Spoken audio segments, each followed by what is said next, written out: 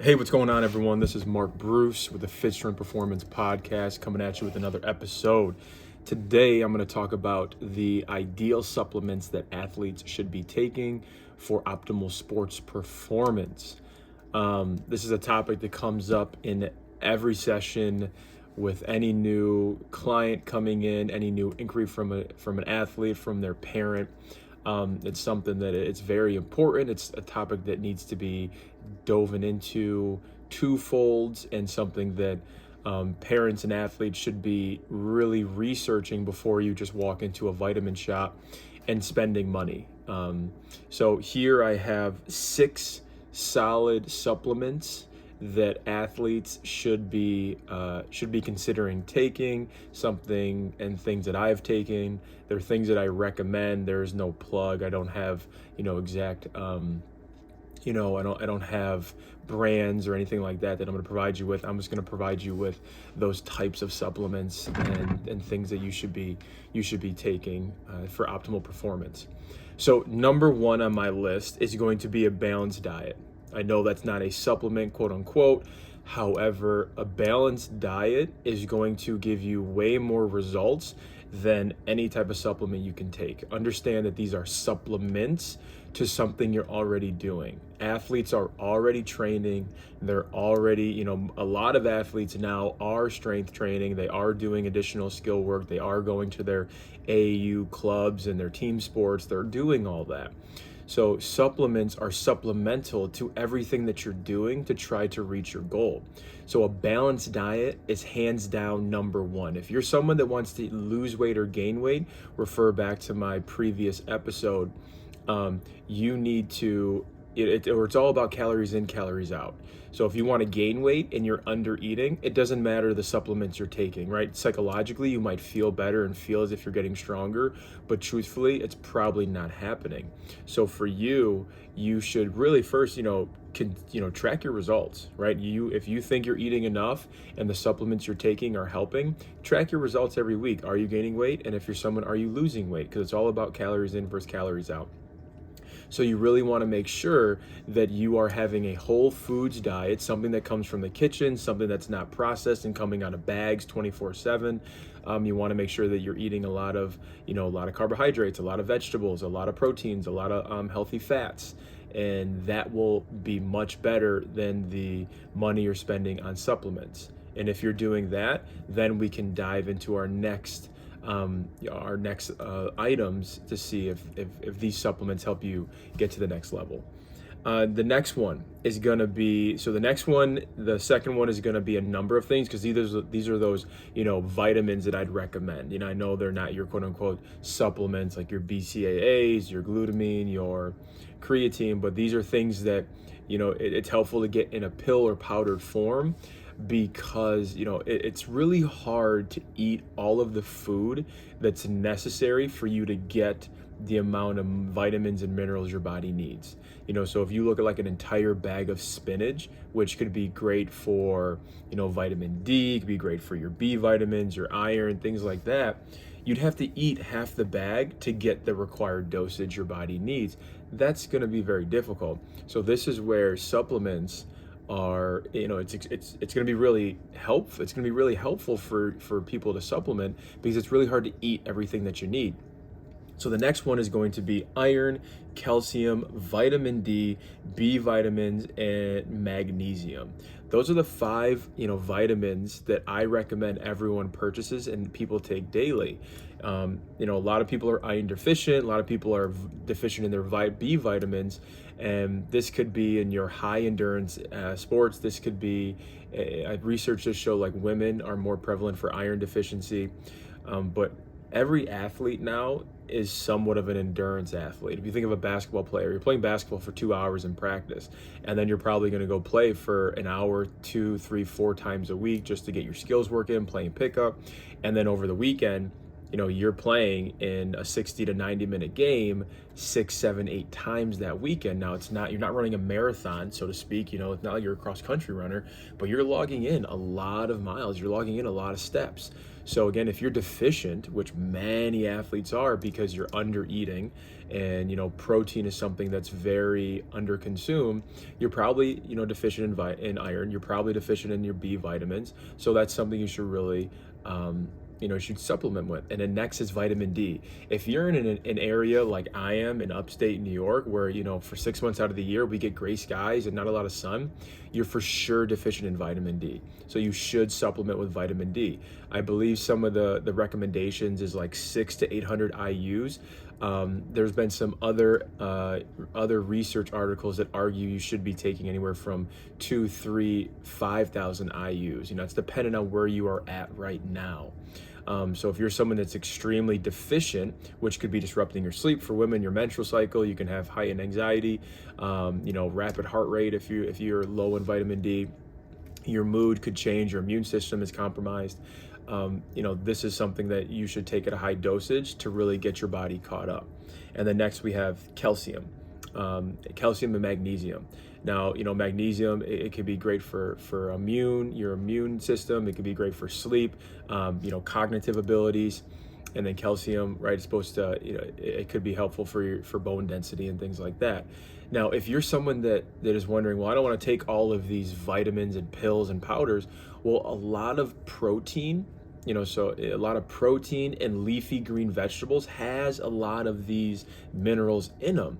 So this is where if you have a nice balanced whole foods diet, you might not have to supplement with all of this stuff. But if you're someone who just doesn't eat a lot of food, or if you're a vegan or vegetarian, it might be helpful to supplement with iron and B vitamins, just because meat sources is a high source of your iron, your B vitamins, vitamin D, things like that, and as well as your dark leafy green vegetables. So this is why I think it's helpful to supplement, because it is really hard to eat all of the food necessary to get all of the required amounts. And then if you're someone that's busy like me, getting outside for enough time to get all the absorption from the sun, especially when the sun's not out all the time, it's going to be difficult for sure.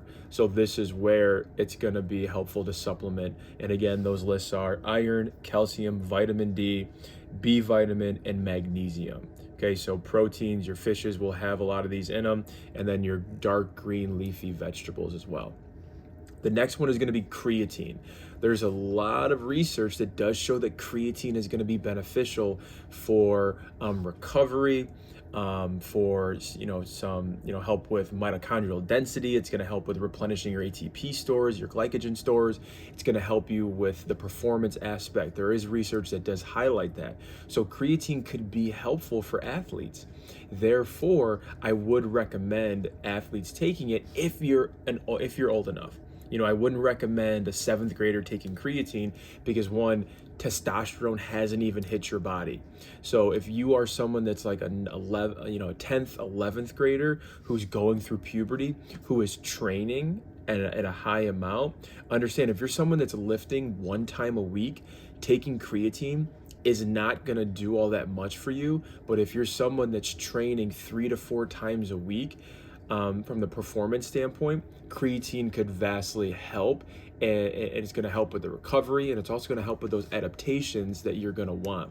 So I would recommend this for an athlete who's like 11th, 12th in college, who is training at a high level, who has hit puberty, refer to a doctor for anything like that. But creatine has been proven that it's safe. It's going to be okay. There is research shows that we are deficient in that creatinine. So dosing with a little bit of that every day can have benefits to performance as well as overall health. So creatine is going to be that next one.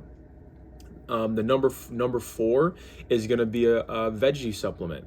Again, when I reflect back to number 1 with a balanced diet consisting of things from the kitchen, people just undereat. If you're an adult, you're busy. If you have kids and you like to work out and your job's busy and you just don't have all that amount of time throughout the day to eat, Well, it might be helpful to supplement with a veggie powder, because if you're someone that's getting in breakfast, lunch, and dinner, and you are meeting the caloric requirements, that's going to keep you healthy and moving well, you still may not get in enough of the vegetables and fruits that you need. So it could be helpful supplementing with those veggie powders. I've used Athletic Greens, I've used Nutridyne, I've used some more like Organifi. I've used products like that that've been good. I'm someone that lives to eat, so some of those have a different taste to it. However, the benefits outweigh the taste. So for someone who's really trying to be healthy and recover well and move well, sometimes you just got to suck it up and throw it down the guzzle, because it's going to have great results for you. So I would recommend with a veggie supplement, especially for kids who are in high school and you wake up at 7, you got to get on the bus at 8, you're in class from 8:20 all the way up until 2:40, and then you got practice, and then you got another workout, you're lucky, and then you have 25-30 minutes to eat lunch. Breakfast is rushed. So again, this is where some of those supplements could be helpful to make sure you're getting all your vitamins and minerals. So that's the next one. The fifth one is going to be your protein powder. I do think protein powders, protein bars could be beneficial. First off, the problem with protein powders and bars is kids rely on them too much. I've seen kids where, breakfast is a protein bar, snack a couple hours later is a protein bar, after lunch, it's a protein bar, after practice, it's a protein bar or protein sub powder. You don't want to have 6 servings of protein powder, because that's not going to do well in your body, right? It is a synthetically made, protein source, right? It is extracted from whey protein, things that are extracted from, animal meat and chicken and things like that. However, it's made from these synthetics products. So with that being said, your body's not going to do well with that. So if you have 6 servings of a protein powder because it meets your daily needs, it's going to be different than if you only had 1 or 2 and then the other with a whole foods diet. So that's where you have to be conscious and you have to be careful with how much protein supplements you are eating throughout a day. I simply recommend 2 servings. So that could be 2 scoops of your protein powder where you're getting anywhere from 40 to 50 grams of protein, or after your workout, you have a protein powder, you have a protein shake, and then throughout the day, maybe you have a protein bar. So for an athlete who's really busy and you have school, you have practice, you have your games, and you need the calories, you need to restore those energy reserves, that's okay.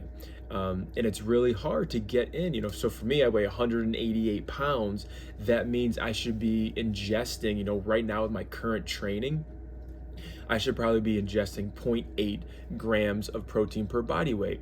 That means I should be putting in anywhere from like 160 grams, we'll call it that, right? So divide that by 4, that would be 40, at least 40 grams of protein per meal. That's very difficult. But if I had 3 meals with 30 to 40 and then protein powder, well, right, I'm gonna get that much more closer. So that's why I think protein is beneficial. The last one is ashwagandha. There's been plenty of research that ashwagandha, it's natural, it can be beneficial, it's helpful with replenishing energy stores and improving in endurance and recovery. So this is something that you could supplement with, whether it's a powder or pill form, and that's something you can add in a smoothie, you can add in a drink, and that's helpful.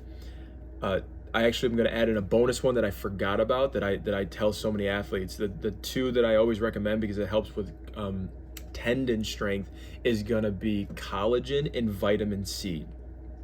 There's been research that show, right, your tendons are going to be made up of collagen, and that's a type of protein, and then there's the vitamin C aspect that's going to help break down and better metabolize that collagen, which will attack the tendons. So if you're a basketball player and you have some achy knees, volleyball player, same thing, baseball player, achy shoulders, elbows, whatever it might be, creatine and collagen and vitamin C could be helpful with restoring tendon health. So again, those are my recommendations. Number 1, we're gonna have a whole foods diet. That's number 1, because you're supplementing into a healthy diet.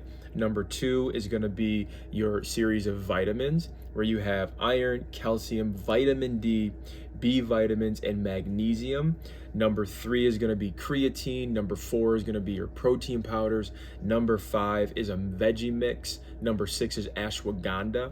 And then number 7 is going to be that combination of collagen with vitamin C to help improve, tendon health. So that's going to be those supplements and things that I highlight to my athletes in order to improve sports performance. Try those out on top of a whole foods diet while getting in enough water and sleep, and you're going to see your performance skyrocket, and you're going to reach that next level. So again, like, share, comment on this with some other ideas or your thoughts. If this was helpful to you, pass this along to a teammate, to a coach. Subscribe to the channel. We're doing this twice a week, trying to provide you with great information to help take your performance to the next level. Thanks for tuning in. Again, this is Mark Bruce with Fit Strength Performance. You have an awesome day.